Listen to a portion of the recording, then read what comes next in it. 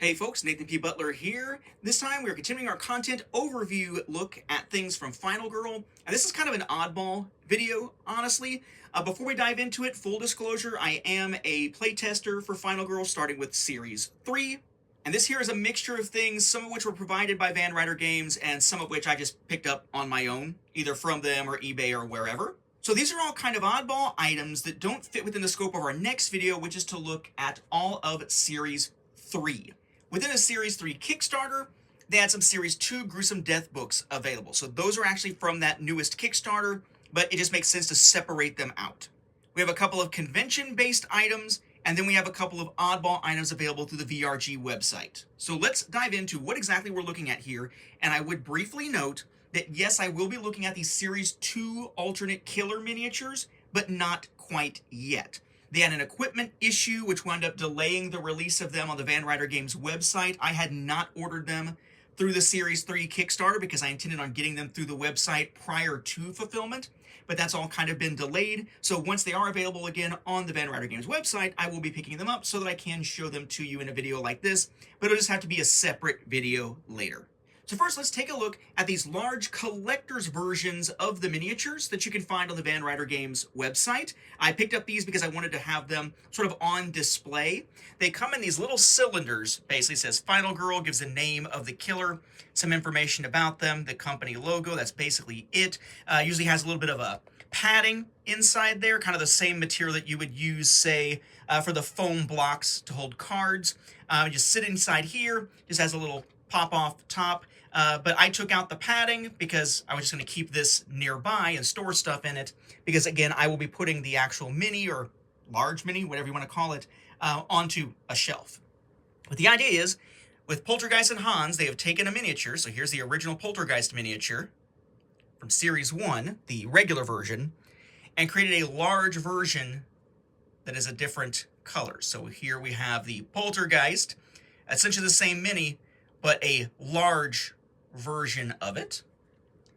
And then for Hans, they actually used his alternate Series 1 killer mini, the one where he's carrying the head and has the cleaver over here, and used that as the basis for this big red Hans mini. So if you're looking for something to kind of deck out a Final Girl shelf, this is one way to do it. Then you may remember from when I talked about the Series 2 content in a previous video that one of the stretch goals for Series 2 was to get a set of Gruesome Death Books in digital form. It was the $1 million stretch goal from that second campaign, and the idea was that you would get those Gruesome Death Books, kind of like we saw with Series 1, but they were sort of staggered, right? Series 1 had them as a digital stretch goal and got physical versions with Series 2. Well, for Series 2, we got these as that $1 million stretch goal, but now they're getting physical copies as part of the Series 3 Kickstarter. These are basically an add-on, or you could get them in the newly packaged Ultimate Box for Series 2. We'll talk about what Ultimate Boxes are relative to the other types when we look at Series 3 next, because that is an Ultimate Box for us to look at. But these are essentially very similar to what we got back for the Series 1 Gruesome Death Book. So say we're talking Wingard Cottage here. There's one for Wolf Asylum, USS Conrad, Station 2891, Wingard Cottage, and Storybook Woods, the 5 locations from Series 2. So you'd open it up and pick who you're fighting against. They are based on that particular series there, so the 5 killers plus the vignette with the zombies. And you have your general deaths, but then if you have deaths caused by things like terror cards or dark power cards, there's sections for those.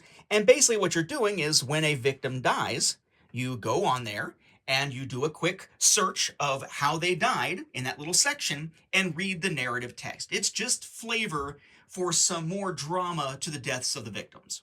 What I find particularly cool about Series 2's Gruesome Death Books is, for example, you know, with A Knock at the Door with Wingard Cottage, there are multiple killers. They actually divide them up by the killer.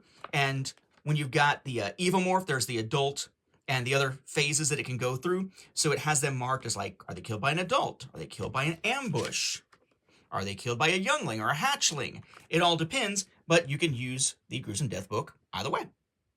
If, by the way, you have the Series 2 storage box or the bonus features box that you may have gotten separately, this is where you would store those Gruesome Death Books, as they actually already indicate in the cover.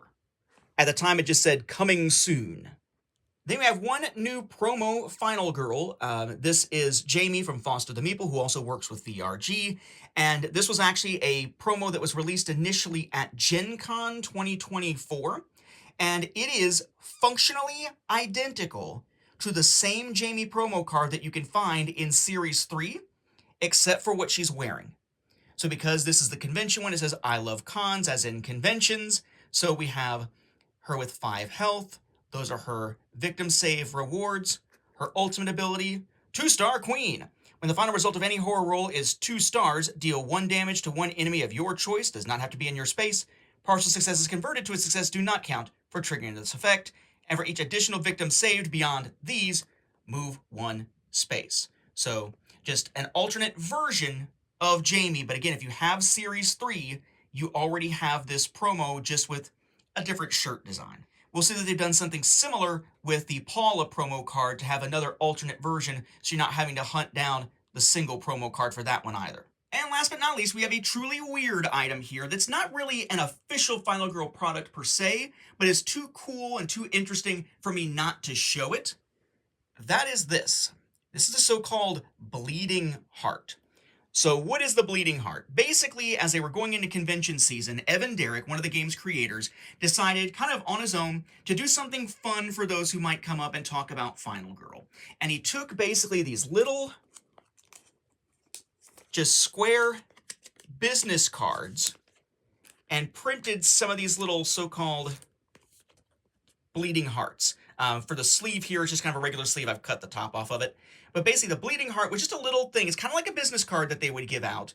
But essentially, you would come up to Evan at the convention and say, "May I see the bleeding heart?" or something along those lines.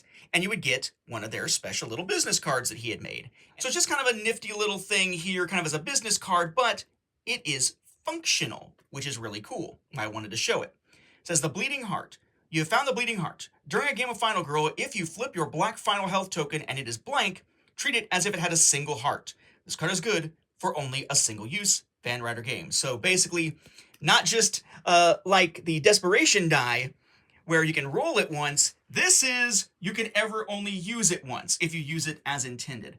I've already seen people doing things like suggesting maybe something like this could be used with that little create your own item tool and the proxy items to use this effect within the game normally if you don't have a copy of the Bleeding Heart. Again, it's nothing official. It's just an odd little thing that Evan created to use at conventions as a nifty little giveaway type thing. But as a Final Girl completist, I wanted to show this here because I did think it was just kind of a cool little oddball. And that's going to do it for us for these oddball little items for Final Girl. Convention stuff, oddball Series 2 stuff, and the Series 3 Kickstarter stuff off the website. Just a weird collection here, but I wanted to make sure that we do have a complete look as we're checking out all the Final Girl content. Next time, we take a look at Series 3 in its Ultimate Box with its Mystery Box. Oh, that's going to be a long one.